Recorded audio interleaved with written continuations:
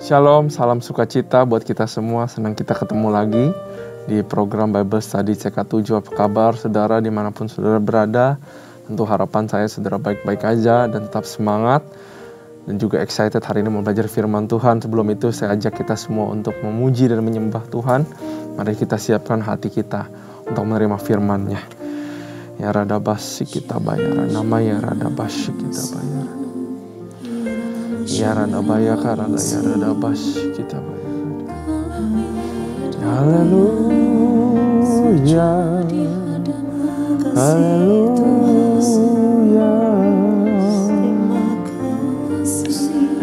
Tuhan yang baik, Tuhan yang besar, Tuhan yang menyertai. Terima kasih Tuhan. Rada bayar alaya rada basi, rada bayar alaya rada basi. Jalanmu tak terselami oleh setiap hati kami, namun satu hal ku percaya, ada rencana yang indah, tiada terduga kasih-Mu. Heran dan besar bagiku arti kehadiran-Mu selalu nyata di dalam hidupku. Penyertaan-Mu sempurna, rancangan-Mu penuh damai, aman dan sejahtera walau di tengah badai. Ingin ku selalu bersama, rasakan keindahan arti kehadiran-Mu Tuhan.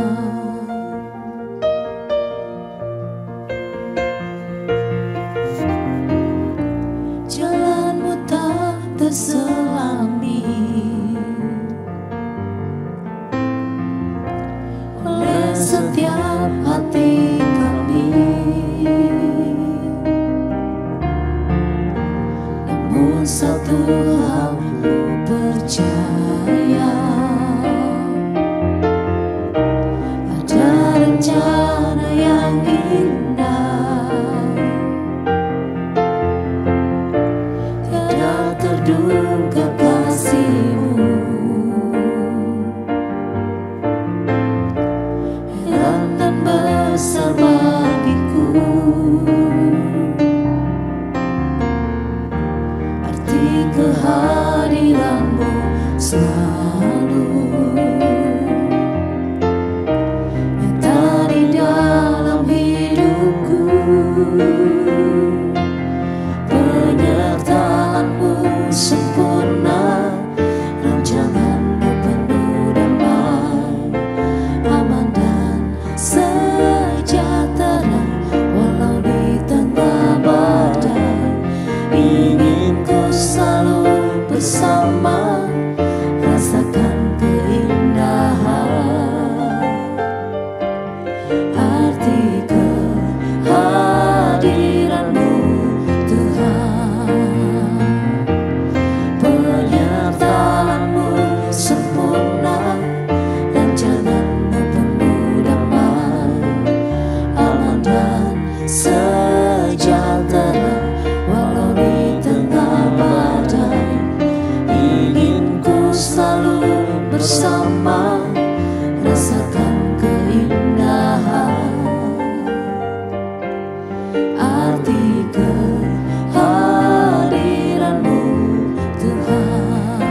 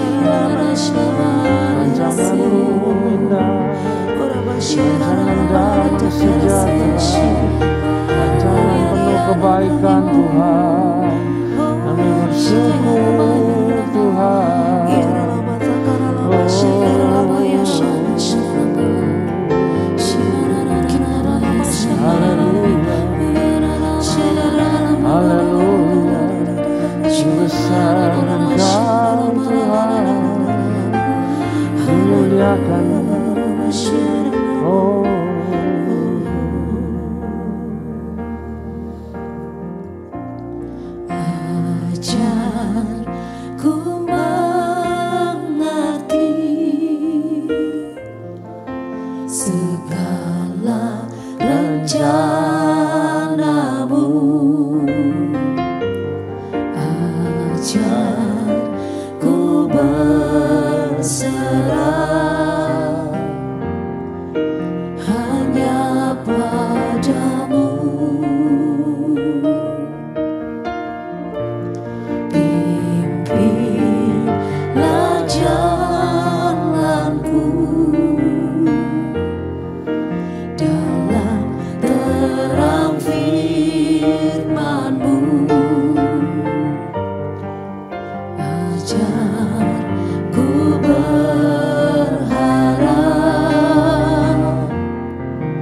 hanya padamu.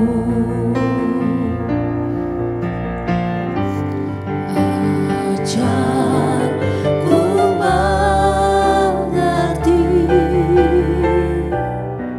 segala rencana-Mu.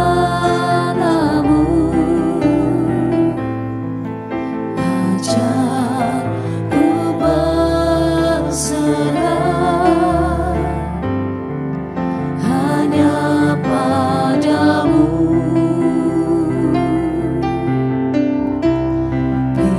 Pimpinlah jalanku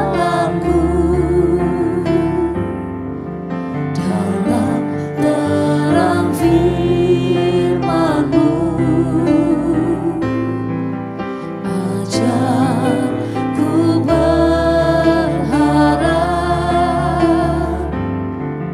hanya padamu.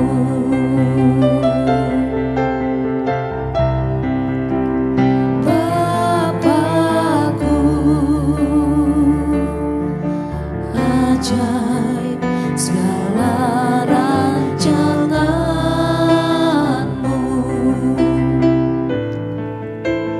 Tuhanku, heran perbuatan-Mu.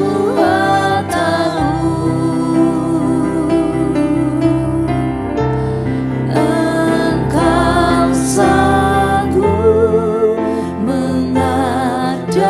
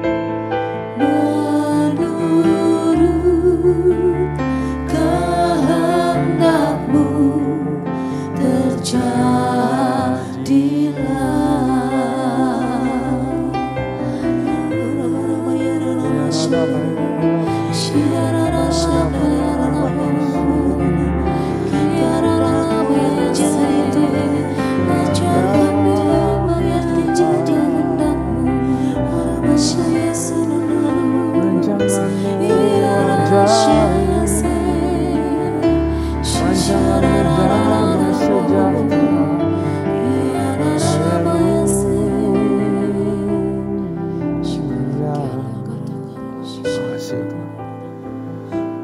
Thank you Jesus. Karena rancangan-Mu selalu baik, penuh sukacita, damai sejahtera. Rancangan-Mu mendewasakan kami Tuhan. Bapa, ajarilah kami firman-Firman-Mu.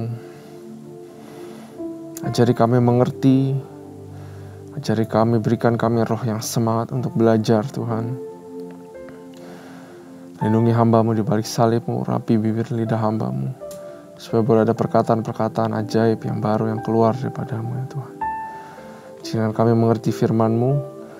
Dan izinkan kami berubah kehidupannya. Hanya di dalam nama Tuhan Yesus, kami siap untuk belajar. Haleluya. Amin. Sekali lagi shalom saudara dan salam sukacita buat kita semua. Mari kita buka Alkitab dan catatan kita saudara. Kita buka 2 Samuel pasalnya yang pertama. Sekarang kita sudah masuk ke dalam 2 Samuel. Secara garis besar Samuel pasal 1 Samuel menggambarkan, menceritakan tentang Samuel. Kemudian Saul menurun, Daud naik. Di sini Daud nanti kita akan lihat jadi raja, tapi nggak instan juga saudara. Dan sampai nanti terakhir kita bakal bisa tahu bagaimana kehidupan Daud yang juga banyak mengalami kemalangan saudara. Juga mengalami hal-hal yang tidak enak walaupun dia sudah menjadi raja. Tetap ada proses Tuhan dimanapun dia berada. Nah, mari kita baca sama-sama saudara. 2 Samuel 1. Daud menerima kabar kematian Saul. Setelah Saul mati, dan ketika Daud kembali sesudah memukul kala orang Amalek dan tinggal 2 hari di Ziklag, maka datanglah pada hari ketiga seorang dari tentara dari pihak Saul dengan pakaian terkoyak-koyak dan tanah di atas kepala. Ketika ia sampai kepada Daud, sujudlah ia ke tanah dan menyembah. Bertanyalah Daud kepadanya, "Dari mana engkau?" Jawabnya kepadanya, "Aku lolos dari tentara Israel." Bertanyalah pula Daud kepadanya, "Apakah yang terjadi? Coba ceritakan kepadaku." Jawabnya, "Rakyat telah melarikan diri dari pertempuran, bukan saja banyak dari rakyat yang gugur dan mati, tetapi Saul dan Yonatan anaknya juga sudah mati." Lalu Daud berkata kepada orang muda yang membawa kabar kepadanya itu, "Bagaimana kau ketahui bahwa Saul dan Yonatan anaknya sudah mati?" Orang muda yang membawa kabar kepadanya itu berkata, "Kebetulan aku ada di pegunungan Gilboa." Maka tampaklah Saul bertelekan kepada tombaknya, sedang kereta-kereta dan orang-orang yang berkuda mengejarnya. Ketika menoleh ke belakang, ia melihat aku, lalu memanggil aku, dan aku berkata, "Ya Tuanku." Ia bertanya kepadaku, "Siapakah engkau?" Jawabku kepadanya, "Aku seorang Amalek." Lalu katanya kepadaku, "Datanglah kemari dan bunuhlah aku, sebab kekejangan telah menyerang aku, tetapi aku masih bernyawa." Jadi katanya Saul sudah ketusuk tombak, tapi belum mati saudara. Dan merana sekali, jadi minta dibunuh. Aku datang ke dekatnya dan membunuh dia, sebab aku tahu ia tidak dapat hidup terus setelah jatuh. Aku mengambil jejamang yang ada di kepalanya. Jejamang itu adalah crown-nya, saudara. Dan gelang yang ada pada lengannya. Dan inilah dia aku bawa kepada tuanku. Nah saudara, sampai sini terjadi sesuatu yang menurut saya agak janggal atau ganjil, saudara. Karena kalau memang orang Amalek ini membantu supaya Saul tidak menderita dan dia mati, saudara, kenapa dia sengaja ambil crown-nya dan tangannya, bela-belain lari ke Daud? Pasti mau mendapatkan imbalan. Kita yang baca aja bisa tahu. Dan menurut saya Daud lebih berhikmat daripada kita pada saatnya di situ. Dia pasti tahu ada sesuatu yang gak benar juga, saudara. Nah, ceritanya itu sebenarnya agak beda-beda. gak terlalu mirip dengan cerita ini, saudara, ya. Saul itu kena panah dari bangsa Filistin. Ada satu arrow yang nusuk dia. Dan dia tahu dia gak bisa selamat. Dia pasti mati. Lalu dia bilang ke orang yang membawa alat-alat perangnya. Dia bilang, kamu bunuh aku. I cannot make it. Dia bilang gitu. Nah, tapi armor bearer-nya itu tidak sanggup, tidak mau melakukannya. Maka Saul kurang lebih dia mengambil lance atau tombaknya. Lalu dia menjatuhkan diri atau dia menusukkan dirinya. Dalam tanda kutip dia suicide atau membunuh dirinya sendiri. Ya. Katanya sih orang Amalek ini melihat dia nggak mati kena tombak. Makanya minta dibunuh, saudara. Nah, tapi kita tidak tahu yang mana yang benar, yang mana yang tidak. Yang kita tahu bahwa ada maksud atau motivasi lain di orang Amalek ini. Karena dia ambil crown dan dia ambil wristband untuk mendapatkan upah karena dia membunuh Saul. Nah, tanpa dia sadari upahnya adalah kematian. Nanti dia akan dibunuh oleh Daud. Ya, dia nggak tahu relationship yang Daud miliki dengan Saul. Daud respect sama Saul. Ya, Daud mencintai Saul dan dia malah mau mendapatkan reward daripada kematiannya Saul yang justru harusnya ikut berkabung dia. Dan ini mungkin yang menyinggung hatinya Daud. Ayat 11, lalu Daud memegang pakaiannya dan mengoyakkannya dan semua orang yang bersama-sama dengan dia berbuat demikian juga. 10 tahun kalau saudara ingat ya. 10 tahun dikejar-kejar, mau dibunuh, difitnah, buronan, gak proper kehidupannya. Bayangin saudara, 10 tahun jadi buron.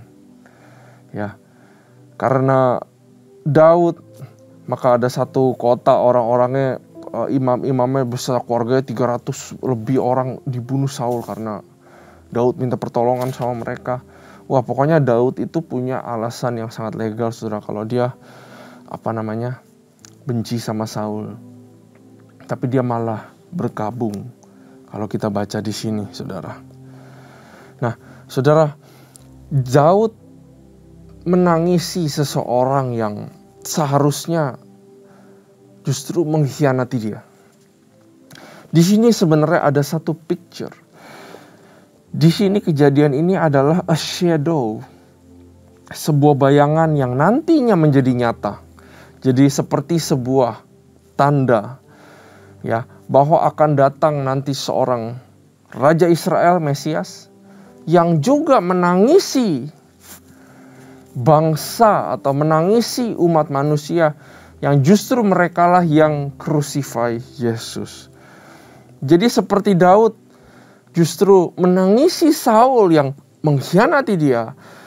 Ini adalah sebuah bayangan yang nanti akan menjadi nyata, yaitu satu kedatangan mengantarkan. Cerita ini karakter Daud, hatinya Daud itu menggambarkan datangnya nanti Yesus seorang Mesias.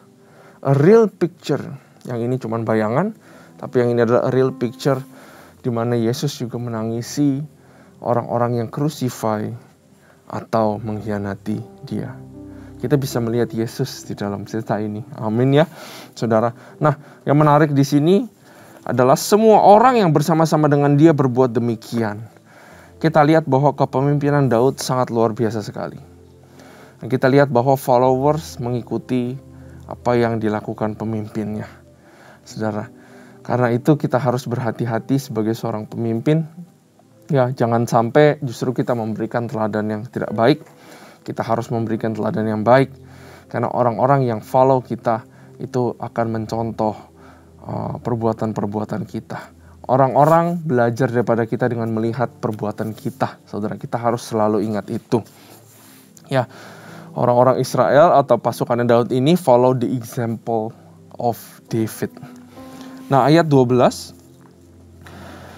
Dan mereka meratap, menangis dan berpuasa sampai matahari terbenam karena Saul, karena Yonatan anaknya, karena umat Tuhan dan karena kaum Israel, sebab mereka telah gugur oleh pedang.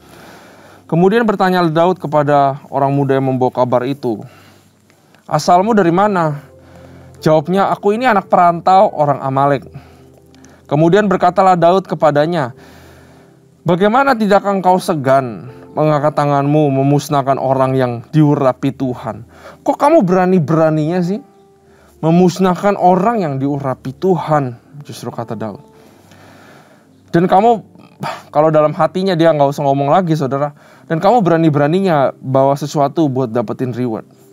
Lalu Daud memanggil salah seorang dari anak buahnya dan berkata, kemari, paranglah dia, orang itu memarangnya sehingga mati. Menurut saya juga ada faktor karena orang ini adalah orang Amalek, memang musuh bebuyutan, bangsa yang kejam, bangsa yang bloodthirsty, yang gak punya kasih hati nurani, yang membunuh anak-anak, membunuh bayi-bayi yang menyusui, mempraktekkan penyembahan, mengorbankan anaknya sendiri. Saudara, kita ingat ya, itu Amalek. Ayat 16, dan Daud berkata kepadanya, engkau tanggung sendiri darahmu, sebab mulutmu lah yang menjadi saksi menentang engkau. Karena berkata, aku telah membunuh orang yang diurapi Tuhan. Ratapan Daud karena Saul dan Yonatan. Karena kejadian ini, maka Daud membuat sebuah ratapan nyanyian, saudara, yang panjang, yang menjadi ikonik kalau di dalam dunia teologi. Buku ini atau the song is very famous ya, saudara. Ayat 17, Daud menyanyikan nyanyian ratapan ini karena Saul dan Yonatan anaknya, dan ia memberi perintah untuk mengajarkan nyanyian ini kepada Bani Yehuda. Itu ada tertulis dalam kitab orang jujur. Kitab orang jujur ini kalau bahasa Inggrisnya lebih terkenal dengan bahasa Book of Jashar, dan nyanyiannya ini Song of the Bow. Nyanyian sebuah bow itu alat panah, saudara.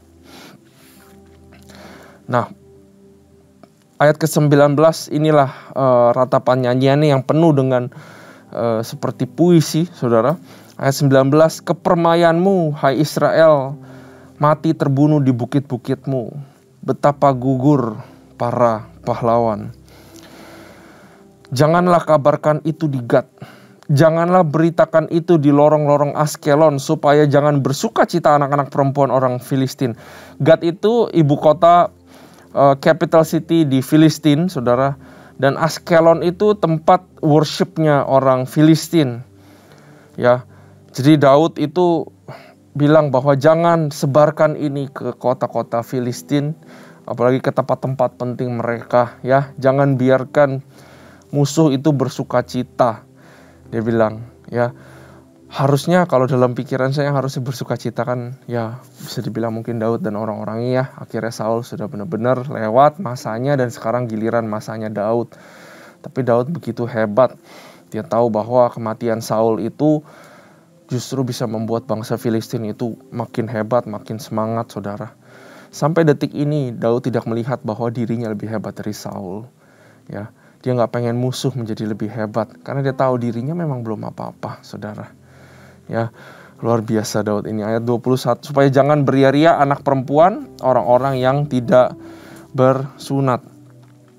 Hai gunung-gunung di Gilboa, jangan ada embun, jangan ada hujan di atas kamu. Hai padang-padang pembawa kematian, sebab di sanalah perisai para pahlawan dilumuri. Perisai Saul yang tidak diurapi dengan minyak. Sungguh sangat puitis bilang bahwa bahkan sampai gunung-gunung padang-padang juga berkabung untuk Saul, seorang yang diurapi raja mati. Perisai Saul yang tidak diurapi dengan minyak. Nah, saudara, pada zaman dahulu kebanyakan perisai itu terbuat dari kulit, leather, ya. Harus diminyaki, kalau enggak kulitnya itu gampang crack atau pecah nanti kalau kena matahari atau kena panas. Tapi puisinya ini, ratapannya ini bilang bahwa perisai Saul tidak lagi berlumuran minyak ya, tapi berlumuran dengan darah, saudara. Ayat 22, tanpa darah orang-orang yang mati terbunuh dan tanpa lemak para pahlawan, panah Yonatan tidak pernah berpaling pulang. Dan pedang Saul tidak kembali dengan hampa. Dia sekarang sudah mulai shifting puisinya meratapi Yonatan. Mulai muncul anak panah, pahlawan panah Dia selalu ingat perbuatan Yonatan. Di mana waktu itu untuk ngetes, Daud bilang, papamu itu mau bunuh aku. Enggak lah, nanti aku ngomong sama papaku, ini cuman salah paham. Akhirnya Yonatan bilang, nanti kamu sembunyi di situ. Anak panah aku kalau aku tembak di depan kamu, artinya everything's fine, kamu pulang. Tapi kalau anak panah aku jauh ke belakang kamu, artinya benar papaku, yaitu Saul mau bunuh kamu, kamu pergi, kamu lari. Sejak saat itu Daud gak pernah lupa kebaikan Yonatan, kasihnya Yonatan dan kesetiaan Yonatan kepada dia. Sehingga dia nyanyikan ratapan ini juga diberikan judul Song of the Bow. Dan pedang Saul tidak kembali dengan hampa. Saul dan Yonatan orang-orang yang dicintai dan yang ramah, dalam hidup dan matinya tidak terpisah. Mereka lebih cepat dari burung Raja Wali. Mereka lebih kuat dari singa. Daud nyanyian ratapan ini diperintahkan ke seluruh bangsa Yehuda, ya, diajarkan kepada Bani Yehuda supaya selamanya diingat nama Saul dan juga nama Yonatan. Hai anak-anak perempuan Israel, menangislah karena Saul yang mendandani kamu dengan pakaian mewah dari kain kirmizi, yang menyelamatkan perhiasan emas pada pakaianmu. Artinya sebagaimana jahat atau sebagaimana bersalahnya pemimpin, gimana juga dia pasti pernah melakukan sesuatu yang baik, yaitu membuat bangsa Israel menjadi makmur, saudara. Ya, ratapan ini mengingatkan saya bahwa sebagaimana pemimpin kita melakukan kesalahan, pasti ada hal-hal positif yang juga dia berikan kepada kita, yang dia lakukan kepada kita, dan mari kita berfokus pada itu saja. Ayat 25, betapa gugur para pahlawan di tengah-tengah pertempuran, Yonatan mati terbunuh di bukit-bukitmu. Merasa susah aku karena engkau, saudaraku Yonatan. Engkau sangat ramah kepadaku, bagiku cintamu lebih ajaib daripada cinta perempuan. Betapa gugur para pahlawan dan musnah senjata-senjata perang. Ayat 26, saudara. Engkau sangat ramah kepadaku, bagiku cintamu lebih ajaib daripada cinta para perempuan. Ayat ini dipakai oleh orang-orang yang menentang Alkitab, menentang kekristenan, dan menuduh dan bilang bahwa Daud dan Yonatan memiliki hubungan homoseksual. Ya, ayat inilah yang dipakai. Mana Daud itu homoseksual? Lihat dong ayat ini. Nah, saya mau tegaskan kepada kita semua bahwa tidak tertulis, dimanapun saudara cari, gak ada tertulis bahwa Daud menjalani hubungan lebih daripada pertemanan, persahabatan, yaitu sampai ke homoseksual, saudara. Tidak terbukti sama sekali. Tapi memang betul Daud dan Yonatan itu seperti jiwanya menjadi satu. Persahabatan yang begitu dekat. Makanya dia bilang, cintamu lebih ajaib daripada cinta perempuan. Kalau saudara ingat waktu zamannya, waktu Daud membunuh orang Filistin, ya, dan mendapatkan anaknya Saul, Mikal, ya, menjadi istrinya. Disitulah dia menjadi suaminya Mikal, ya, dan juga disitulah dia bersahabat, bersaudara dengan Yonatan. Dan saat itu juga Saul iri hati mau bunuh dia. Anaknya sendiri atau istrinya si Mikal ini tidak membela Daud, tapi Yonatan membela Daud. Karena itu dia bilang di situ, kamu lebih ramah, ya, kasihmu lebih hebat daripada seorang perempuan. Saya yakin dia refer kepada Mikal, saudara. Nah, 2 Samuel bercerita mengenai Saul menjadi raja. Nanti saudara akan lihat dari ayat 1 sampai 10 terjadi kemenangan demi kemenangan Daud, ya. Terus Daud menguasai, merebut Yerusalem, mengganti namanya menjadi Zion. Dia membawa kembali tabut Tuhan ke Yerusalem. Dia ngomong kepada hadirat Tuhan, dia ngomong kepada Tuhan, mau gak saya bikinin bait Allah? Tapi Tuhan bilang, no, bukan kamu, nanti yang bikin itu Salomo, ya. Nah, kemudian juga ada yang sangat penting di 2 Samuel ini, yaitu nanti 2 Samuel 7, di mana Tuhan akan memberikan sebuah hal kepada Daud bahwa akan dari keturunannya Daud lah lahir nanti seorang raja bagi Israel, Mesias Yesus Kristus. Dan juga nanti kita lihat terjadi transgression, perubahan di pasal 11-12, di mana Daud tergoda dan dia melakukan perzinahan sama Batsheba, dan dia membunuh Uria, pembunuhan berencana, dan Daud berdosa. Dia ditegur oleh Nabi Nathan, saudara. Dia bertobat, cepat Daud hatinya bertobat, ya. Tapi konsekuensi daripada apa yang dilakukan, dia punya istri banyak, tetap Tuhan biarkan terjadi di kehidupan Daud. Nanti kita akan lihat anak-anak Daud itu banyak yang problematik. Ada yang memerkosa adiknya sendiri, lalu kakaknya bunuh yang memerkosa ini. Kemudian yang ngebunuh ini mau ambil tahtanya Daud. Banyak sekali intrik-intrik Daud, mungkin raja yang berhasil selalu menang perang disertai Tuhan, tapi di dalam soal relationship banyak kegagalan-kegagalan yang terjadi sama Daud. Ya, mari kita tundukkan kepala, saudara. Terima kasih Tuhan buat firman-Mu. Kami belajar Tuhan bahwa 2 Samuel ini akan memberikan kami pelajaran juga tentang kehidupannya Daud. Dan kami lihat bagaimana Daud begitu menghargai pertemanannya dengan Yonatan. Bapa, kami berdoa biar kami juga bisa mempunyai teman seperti Daud mempunyai Yonatan, ya Tuhan. Karena kami diciptakan untuk sebuah relationship juga, ya Bapa. Terima kasih Tuhan, terima kasih Bapa buat firman-Mu. Kami menanti-nantikan Tuhan pasal-pasal selanjutnya yang kami akan belajar. Terima kasih Tuhan.